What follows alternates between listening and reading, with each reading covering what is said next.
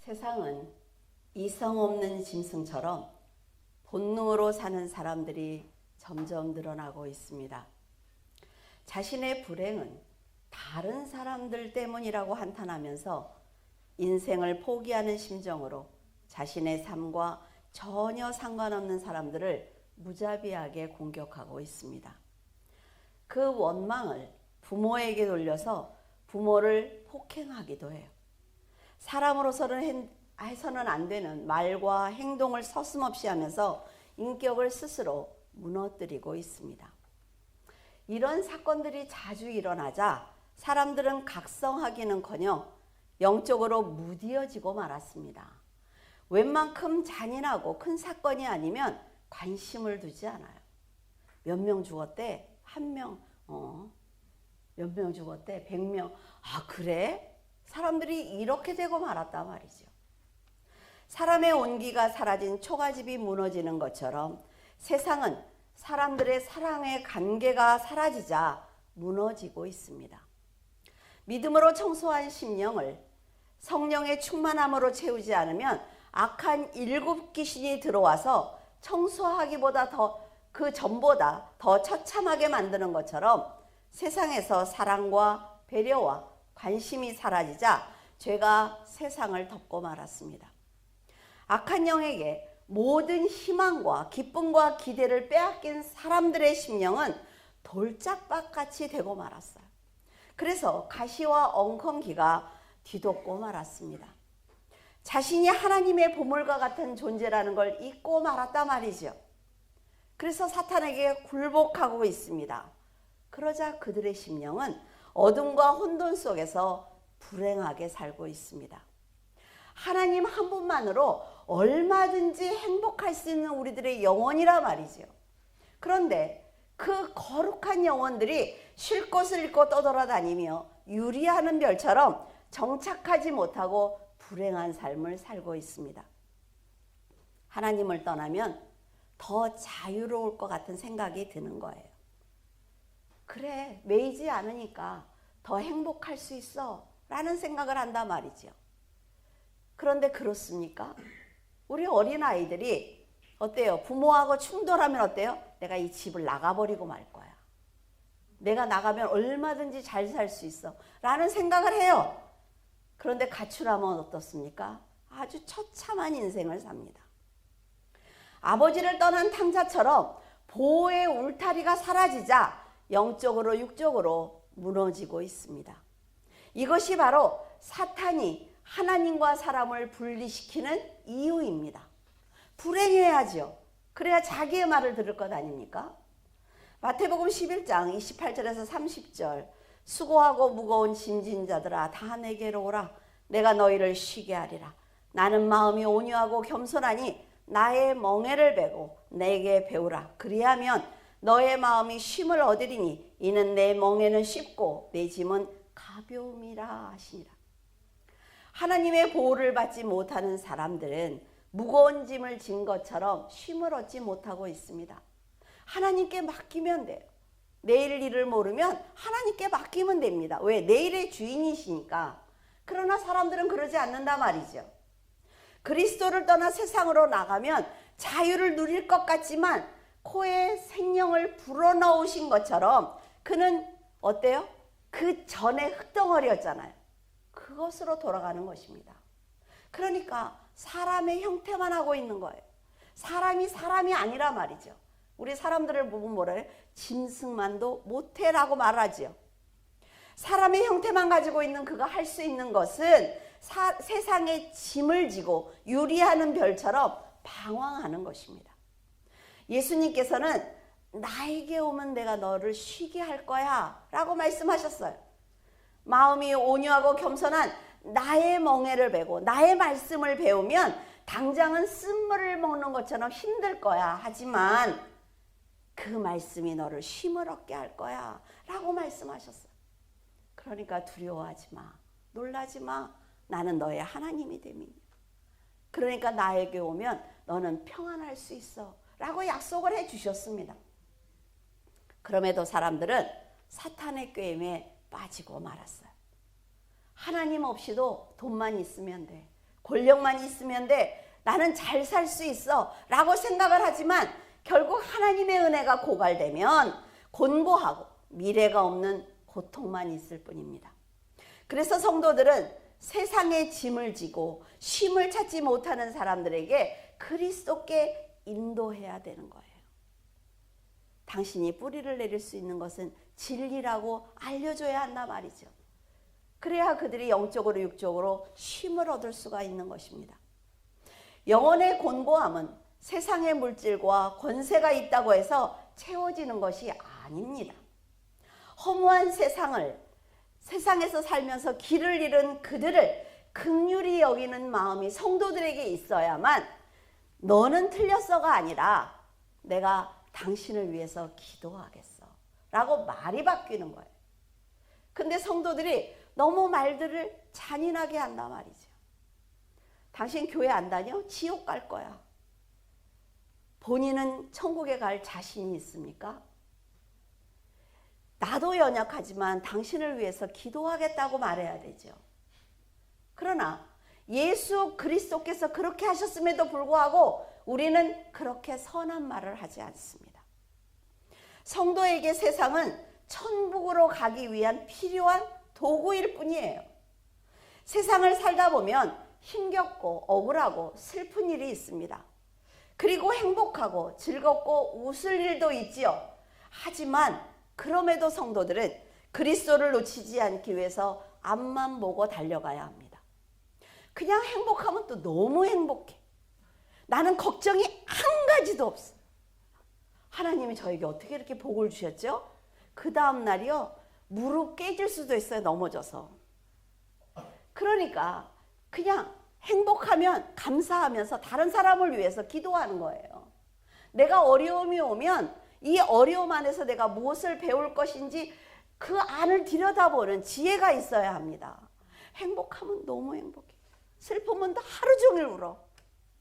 그러니까 어때요? 일어나지 못하는 거예요. 성도들은요, 이 세상이 끝이 아닙니다. 아름답고 거룩한 내세가 있다는 걸 다 아는 사람들이에요. 그러니까 어려운 환경을 만날지라도 그것을 디딤돌로 삼아야 합니다.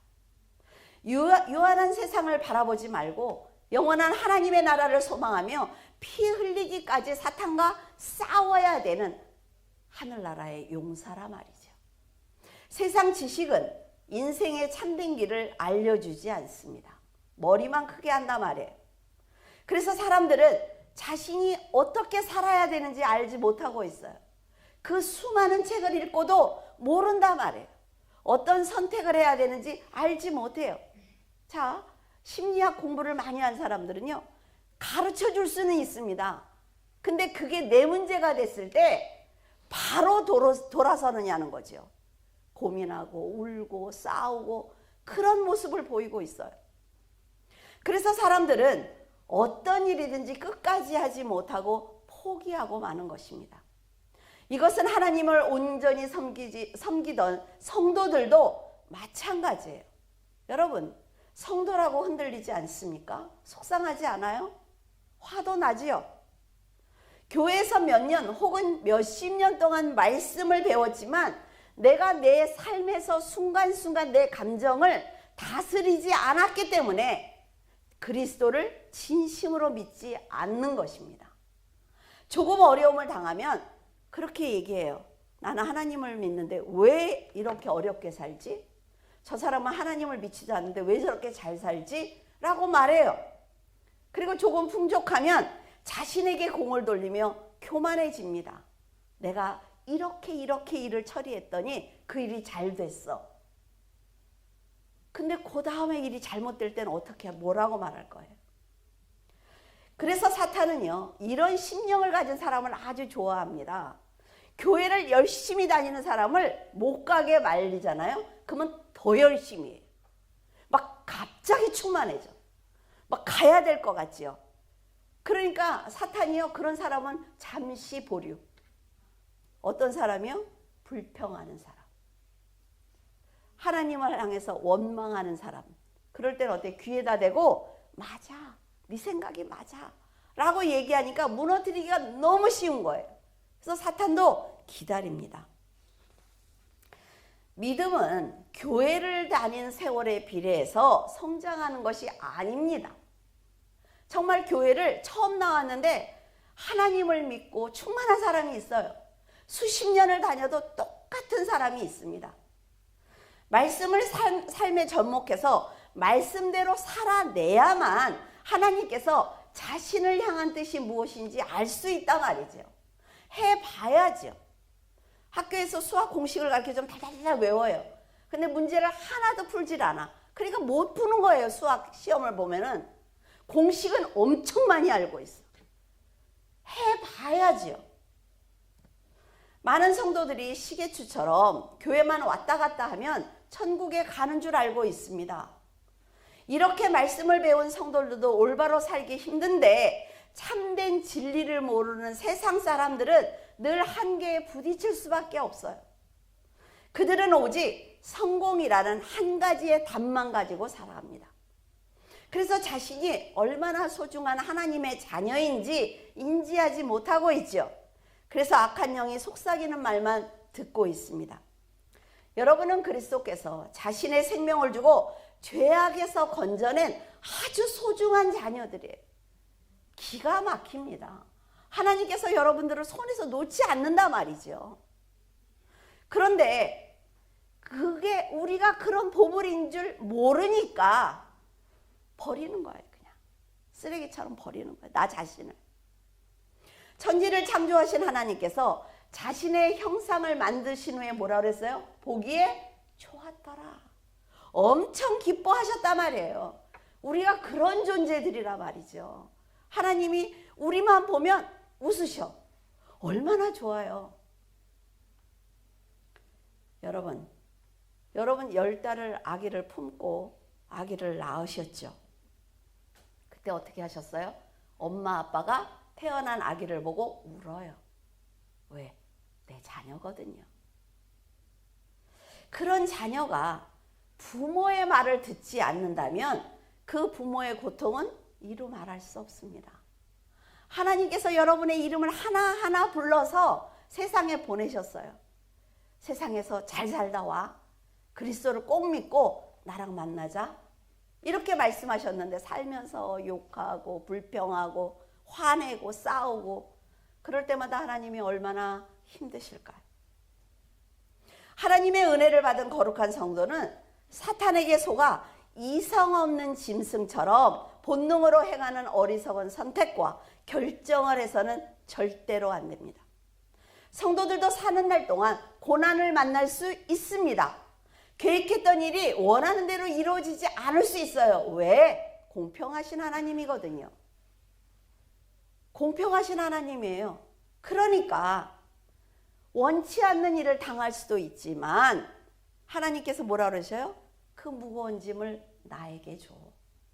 내가 어느 때 합당한 때에 너를 도와줄 거야. 너는 평안하게 살고 있어. 환경은 하나도 변하지 않았는데 우리의 마음이 평안하단 말이죠. 어떤 때는 믿음을 지키는 것이 힘겨울 때도 있습니다. 목사들은 잘할 거야. 목사님도 그런 생각을 하세요. 깜짝 놀랄 때가 있어요. 그럼 내가 더 깜짝 놀래. 왜? 나도 사람이잖아요. 목사님은 그런 생각을 하세요? 목사님도 기도하다가 딴 생각을 할 때가 있어요. 나는 깜짝 놀래. 왜? 늘 그러거든. 사명을 감당하다가 실족할 때가 있습니다. 불평과 불만 그리고 혈기로 무너질 때도 있죠. 성공한 사람들을 보면 하나님께서 왜 나는 도와주지 않고 저 사람만 도와주시지? 이런 생각을 할 때도 있습니다. 원망하지요. 돕는 사람이 없다는 생각에 자존감이 낮아질 때도 있어요. 정말 내가 할 수 있을까? 할 때가 있습니다. 그래서 세상 사람 앞에 딱 섰는데 내가 초라할 때가 있죠. 여러분은 없나 봐요. 저는 있거든요. 내가 이렇게까지 초라한가? 이런 생각을 할 때가 있어요. 그래서 욕심이 차오를 때 어떤 생각을 합니까? 믿음을 살짝 옆에다 놓고 내가 죄를 선택한다면 이번 한 번만 하면 성공하지 않을까라는 유혹을 할 때가 있습니다. 하지만 여러분은 그리스도의 사랑을 받는 특별한 존재라 말이죠. 세상을 뛰어넘어 영원한 나라를 바라보는 그런 자녀들이에요. 하나님의 입장에서 세상을 보면 그런 생각이 얼마나 헛되고 헛된 것인지 알 수가 있습니다. 세상을 사는 것이 힘들지 않다라고 말씀드리는 것이 절대로 아닙니다. 저는 수많은 연단을 받은 사람이기 때문에 얼마나 힘든지 알아요. 그런데요, 작은 일만 있으면 감사할 수 있어요. 그렇지. 하나님이 여기까지 나를 이끄셨지 라는 생각이 들어요. 여러분, 하나님을 믿으면 아무 일도 하지 않고 기도만 하면 된다라고 말씀드리는 것 아니에요. 열심히 해야 됩니다. 나에게 주어진 일을. 예수님의 말씀처럼 세상의 짐이 무거울 때마다 그리스도를 신뢰하는 마음으로 의지를 한다면 하나님께서 하나님의 방법으로 하나님의 일을 처리하십니다. 그걸 믿으라는 거예요. 그게 내 짐을 하나님께 드리는 것입니다. 11절에 화 있을진저 이 사람들이여 가인의 길에 행하였으며 삭을 위하여 발람의 어그러진 길로 몰려갔으며 고라의 패역을 따라 멸망을 받았도다. 유다는 가인과 발람과 고라 세 사람을 지금 우리에게 소개하고 있습니다. 성도들은 이들과 같은 죄를 짓지 말아야 한다고 강력하게 선포하고 있는 거예요. 사탄에게 속은 이들을 따라간다면 분명 영원한 형벌을 받기 때문입니다. 여러분, 지옥이요 얼마나 무서운 곳인지 몰라요. 이번에 수술하고 너무 아파서 제가 하나님 정말 이 고통을 나에게서 사라지게 해달라고 기도를 했어요. 근데요 여러분, 이렇게 일어나려고 하는데 누가 손을 잡고 이 통증을 싹 긁어가는 것처럼 순식간에 사라졌어요. 그래서 가만히 생각을 했어요. 이렇게 통증을 사라지게 하면 병도 싹 사라지게 하실 수 있지 않을까? 바로 왕이죠. 조금 기를 주니까 그 위에 거를 생각하는 거예요. 그러니까 이게 하나님이 하시는 일이라 말해요. 우리의 몸은 하나님의 것이에요. 여러분이 믿고 기도하면 하나님이 역사하세요. 우리가 믿고 기도하지 않으니까 날마다 우리는 그 자리에 있는 거죠. 사탄에게 속은 이들을 따라가면요 정말 지옥에 갑니다. 지옥이 안 무서우세요? 그까진가 한번 가보지 뭐. 여러분, 시간이 없는 곳이에요. 그것은 시간이 없습니다. 그래서 이 통증을 안고 기도하니까 하나님 뭐라 하시냐면 그 가시면류관을 보여주시고 십자가를 보여주면서 옆구리를 보여주세요. 내가 모든 인류의 죄를 짊어지고 이럴 때 나는 얼마나 힘들겠니? 조금 얄밉죠. 하나님은 꼭 그러시거든요. 네, 거기에 비하면 저는 아무것도 아닙니다. 두 손 들고 가겠습니다 라고 고백을 하게 돼요. 그런데 그런 예수님의 보혈로 구원받은 분들이 지옥을 가겠다고요? 절대로 가면 안 돼요. 가인은 아담의 처자들이었고 아벨은 그의 동생이었습니다. 가인은 땅의 소산으로 곡식을 제물로 드렸어요. 아벨은 양의 첫 새끼와 기름으로 제물을 드렸습니다. 근데 하나님께서 가인의 것은 받지 않으셨죠. 아벨의 것만 받으셨단 말이죠. 두 사람은요 똑같이 땀을 흘리고 일했습니다. 곡식이 그냥 나오는 것 아니잖아요. 정말 똑같이 노력을 해서 하나님께 좋은 것으로 드리기 위해서 노력했단 말이지요. 근데 아벨의 제물만 받았어요. 왜 그랬을까요? 하나님께서는요 그들의 제물로 믿음을 판단하신 것이 아닙니다. 그들의 삶을 날마다 보고 계시는 거예요. 그래서 가인보다 아벨의 제물을 연락하신 것입니다. 우리가 똑같이 주일날 예배를 거룩하게 드려도 하나님께서는 6일 동안의 여러분의 삶을 보신단 말이에요. 그래서 나는 네 예배는 받지 않겠어. 네 예배를 받을게. 이러신 분이에요. 하나님께서 자신의 제물을 받지 않자 가인이 어떻게 했죠? 안색이 싹 변했어요. 하나님께서 제물을 받지 않았다면 가인은요 자신의 죄를 돌아보고 회개해야 합니다. 왜 안 받으셨을까? 그는 아벨에게 분노를 쏟아내요. 그리고 사탄이 그때 하는 일이 있습니다. 여러분에게 혈기를 내지 말라는 게 그거예요. 사탄이 그 분노를 붙들어서 가인을 살인자로 만듭니다. 우리가 자녀를 키우다 보면 형제, 남매, 자매가 있죠. 그런데 두 아이 중에 더 부모에게 잘하는 아이가 있어요. 솔직히 얘기하면. 그런데 어때요? 부모가 그 아이에게 조금 더 웃어주면 뭐라 그래요? 질투하기 시작을 합니다. 그 형제의 장점을 따라해야 되는데 그러지 않는단 말이죠. 질투하는 거예요. 여러분, 하나님께서 부모가 그 자녀들의 선한 행동을 안 보는 것 같지만 다 보고 계세요. 그래서 그들을 어떻게 도울까 생각한단 말이죠. 근데 가인은 그렇게 하지 않았어요. 아벨을 죽이고 말았죠. 이렇게 하나님을 상대로 혈기를 내고 동생을 죽이는 성품을 가진 가인이 평상시에 어떤 삶을 살았는지 우리는 알 수가 있습니다. 그는 평상시 말씀에 순종하기보다는 자기가 원하는 대로 살았을 거예요. 가인은 하나님께서 자신의 재물을 받지 않아서 분노한 것이 아닙니다. 뭐예요? 늘 하나님의 사랑을 받는 아벨을 질투한 것입니다. 하나님을 바라봐야 되는데 내 옆사람을 보는 거예요. 그러니까 일이 해결되지 않죠. 하나님께 감사하지 못하는 사람은 결국 사탄의 명령에 굴복할 수밖에 없습니다.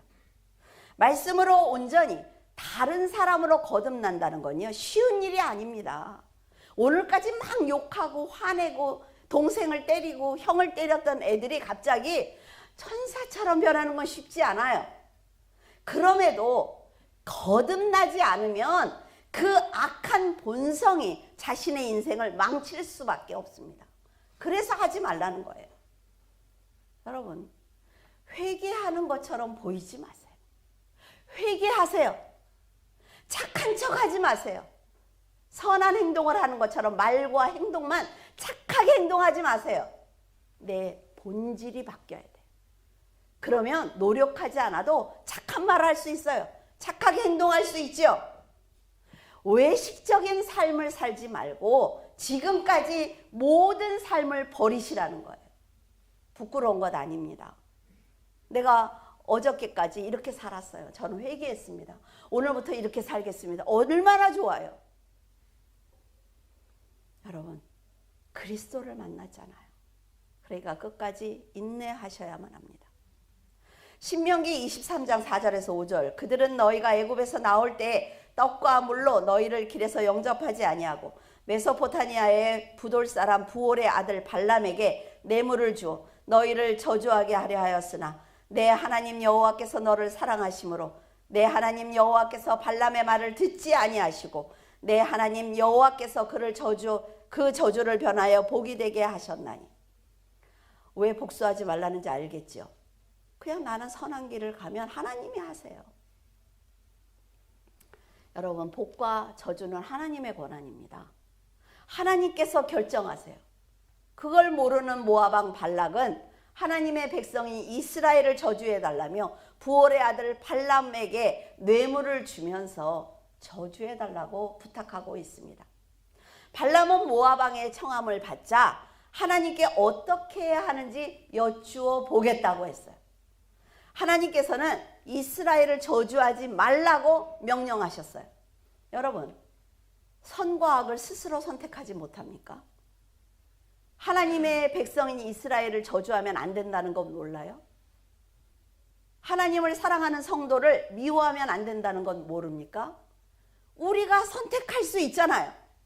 그런데 발람은 어떻게 합니까? 가지 말라고 명령하셨어요. 그런데도 발락 왕이 점점 뇌물의 양을 많이 준다고 하니까 어때요? 계속해서 기도하는 겁니다. 하나님께.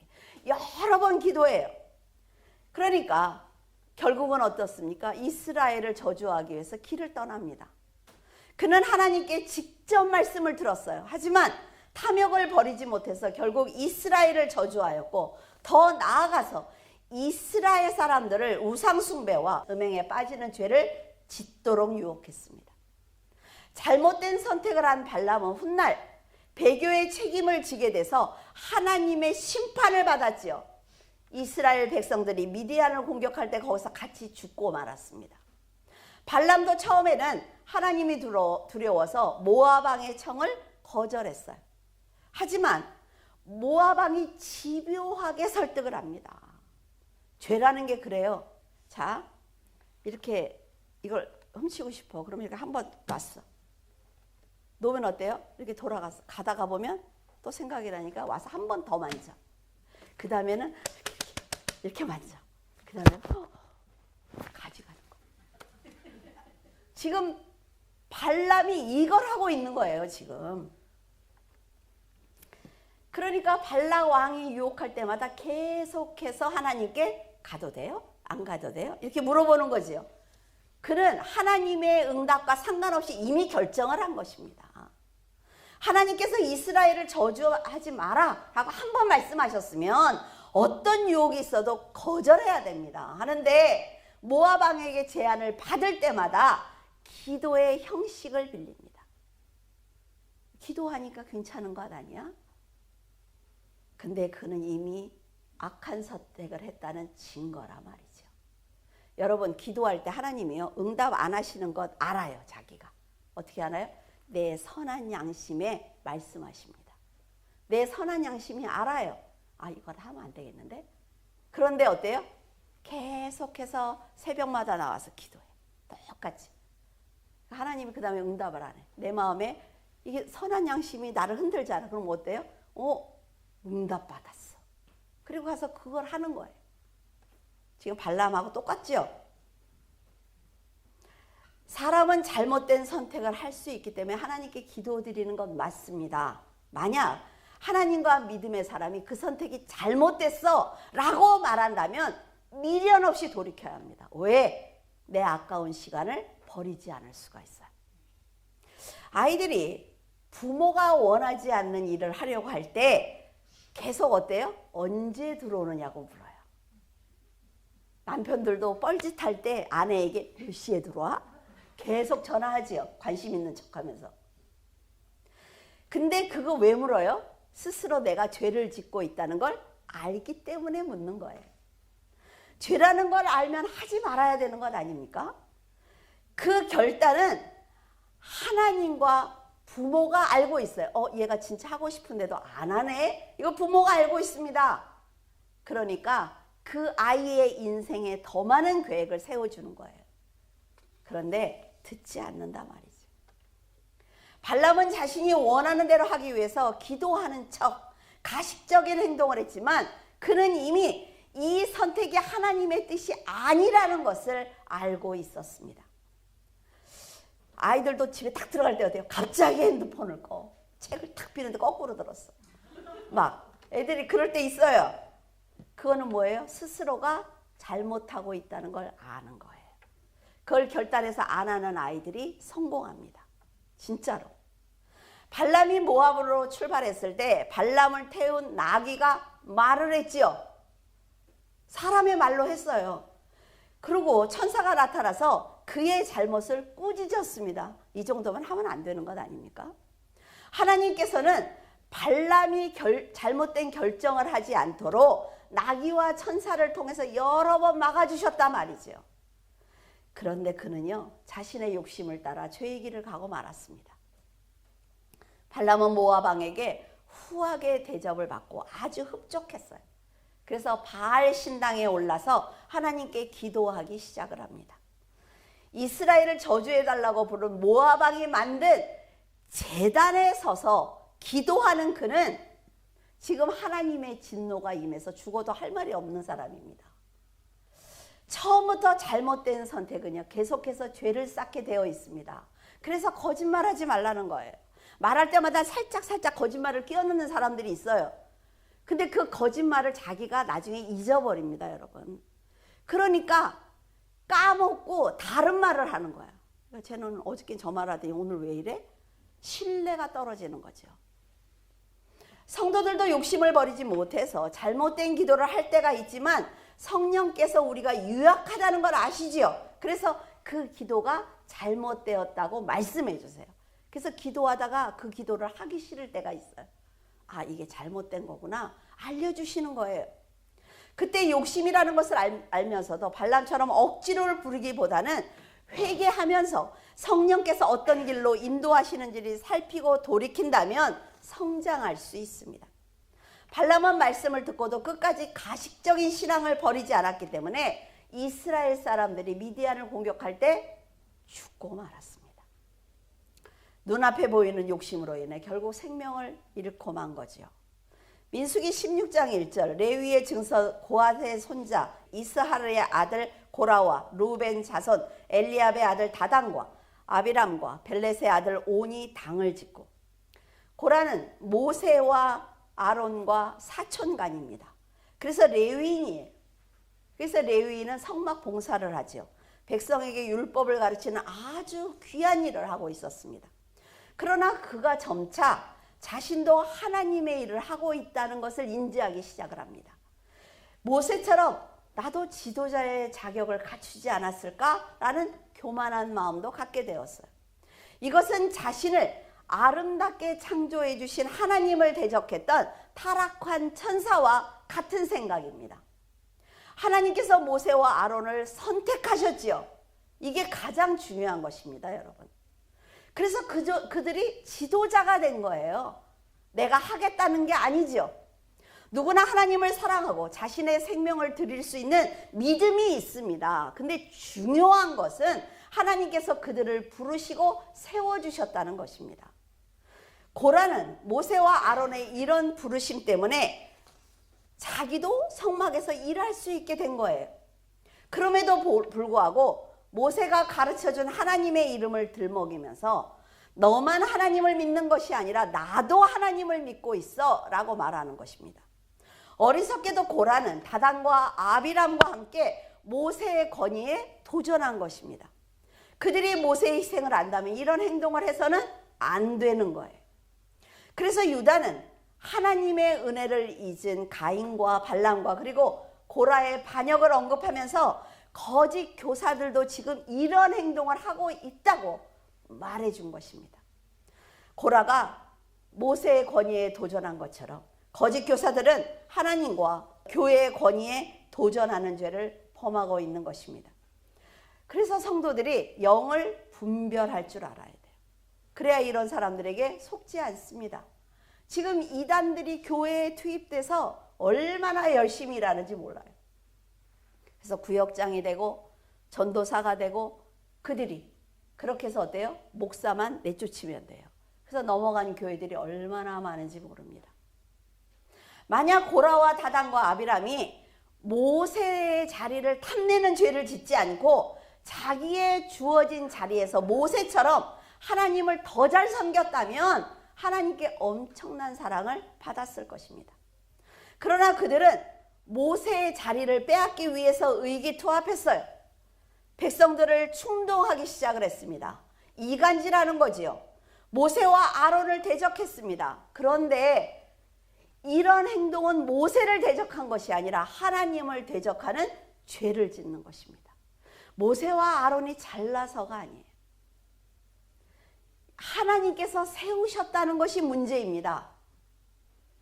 여러분, 이런 행동은 하나님의 일을 방해하는 죄입니다. 민수기 16장 3절 그들이 모여서 모세와 아론을 거슬려 그들에게 이르되 너희가 분수에 지나도다. 회중이 다 각각 거룩하고 여호와께서도 그들 중심에 계시거늘 너희가 어찌하여 여호와의 총회 위에 스스로 높이느냐. 참 엄청난 말을 하고 있습니다. 분수에 지난다는 말이 무슨 말이냐면요. 너희들 너무 많이 가졌어. 네가 지도자면 지도자지. 재물도 많고 권력도 많아. 왜 너만 영권을 가졌어? 라고 비웃는 거예요. 그러니까 이 사람들이 생각했을 때 모세와 아론이 분수에 넘치도록 너무 많은 것을 가졌기 때문에 너희들이 그렇게 살면 안 돼 라고 말하는 거예요. 자기들도 충분히 감당할 수 있다는 거지요. 아론과 그의 후손에게만 대제사장직이 부여됐다는 사실에 불만을 가진 것입니다. 하지만 그들은 여호와의 총회 위에, 즉 백성 위에 스스로 높아진 것이 아닙니다. 모세가 얼마나 안 하겠다고 했어요? 하나님께서 불러서 세워주셨단 말이죠. 하나님께서 일할 수 있도록 모세와 아론에게 재물과 영권을 주신 것입니다. 너희들 일해. 부족함 없이 일해봐 라고 주신 거란 말이죠. 물론 고라와 다단과 아비람도 사명을 감당할 수 있는 충분한 능력이 있습니다. 여러분들이 저보다 못합니까? 그러지 않아요. 저는 밖에 나와서 목사님들 만나면 늘 얘기해요. 우리 교회는 모두가 전문가다. 다 뛰어난 사람들이다. 그분들에게 설교하는 게 얼마나 힘든지 모른다라고 얘기합니다. 그들도 처음에는 충성을 했을 것입니다. 율법대로 살기 위해서 노력을 했을 거예요. 하나님의 백성이라면 헌신하는 것이 당연한 것입니다. 근데 그들은 어때요? 스스로 내가 잘하고 있어. 내가 지도자가 될 자격이 있어 라고 생각하는 것입니다. 그래, 교회? 그래, 나 없으면 안 돼. 내가 있어야 돼. 제가 늘 얘기하죠. 회사나 교회나 어느 조직이든지 없어도 됩니다. 다 굴러가요. 여러분 회사 다녀보셨잖아요. 내가 여기서 나가면 큰일 날 것 같죠? 다 굴러가. 다 잘 굴러가요. 그러니까 이 자리가 내 것이 아니라는 얘기예요. 믿음으로 헌신했던 사람들이 어느 날 교만해지는 것을 보게 됩니다. 처음에는 겸손하게 헌신하지요. 하지만 일을 하다 보니까 앞선 자들이 보기에 능력이 없어 보여요. 부족해 보입니다. 예, 보일 수 있죠. 지혜롭지 못하는 생각이 들지요. 그때부터는 어때요? 교만해지기 시작을 합니다. 내가 가르쳐 줘야지. 물론 앞서서 일하는 사람들이 뛰어난 사람들이 아니라 말이죠. 목사고 장로고 다 뛰어납니까? 그렇지 않아요. 허당이에요. 여러분들이 뒤에서 보면 더 잘 보여. 하지만 맡겨주신 그 임무, 사명에 충실하다가 보니까 앞서서 일하게 된 거예요. 많은 경험을 통해서 능력과 경험을 갖게 된 것입니다. 그래서요, 자, 성도보다는 구역장이 보는 눈이 훨씬 넓습니다. 집사님들, 권사님들보다는 장로님이 보는 눈이 훨씬 넓어요. 어쩔 수 없어요. 자리가 그렇습니다. 장로님보다 목사들이 보는 눈이 훨씬 넓습니다. 이걸 인정해야 된다는 거예요. 왜 이렇게 결정을 했지? 조금만 더 생각해 보면 돼요. 내가 보지 못하는 걸 보고 있나? 한 번만이라도 그런 생각을 해야지요. 그 경험과 인내의 시간과 온유한 마음을 하나님께서 사용하신다 말이죠.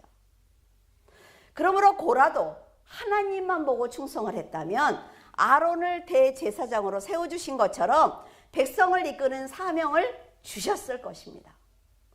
고라가 하나님만 의지하고 겸손했다면 너무나 좋았겠지요. 하지만 그는 교만해졌기 때문에 하나님께 책망을 받아 반역했던 무리들과 함께 내 가족들과 다 함께 죽고 말았어요.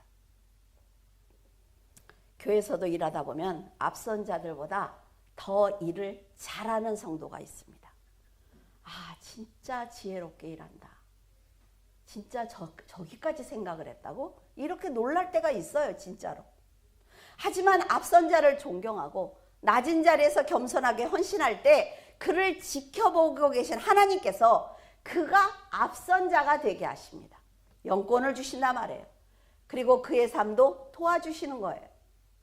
모세도 사람이기 때문에 분명히 유약한 부분이 있습니다.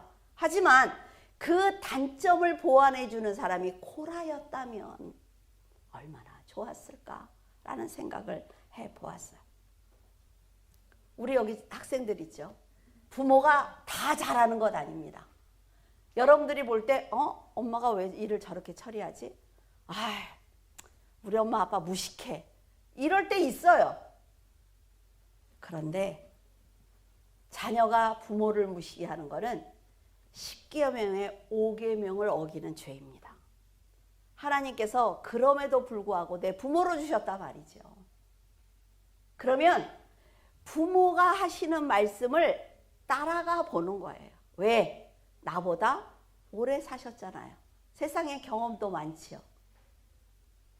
그러니까 부모가 나를 위해서 하는 말을 따라가는 거예요. 가다 보면 이래서 부모가 나한테 이렇게 말씀하셨구나 할 수 있습니다. 근데 뭐라 그래요? 틀렸어. 엄마 말은 틀렸어. 아빠는 그것밖에 안 돼? 네. 내 그릇이 그러니까 그런 부모를 준 거예요. 그러면 더 잘해야 되겠죠. 부모에게 대들지 마세요. 부모에게 함부로 하지 마세요. 하나님이 주신 계명을 어기지 마세요. 고라와 다단과 아비람은 욕심의 눈이 멀었습니다. 그래서 모세를 멸시했죠. 우리 부모는 대학원을 안 나왔대. 안 나올 수 있지. 그래서 무시합니까? 모세가 죽도록 열심히 했지만 연약한 부분이 보인다 말이죠. 그래서 모세와 백성과 이간질하는 것입니다. 거짓 증거를 만들어요. 그래서 모세를 대적하도록 만들어 주는 것입니다. 바로 이런 악인들이 거짓 교사들입니다. 이들은 교회에서 아무 꺼리낌 없이 거짓 복음을 전하고 있어요. 하나님과 성도 사이를 이간질하고 있습니다.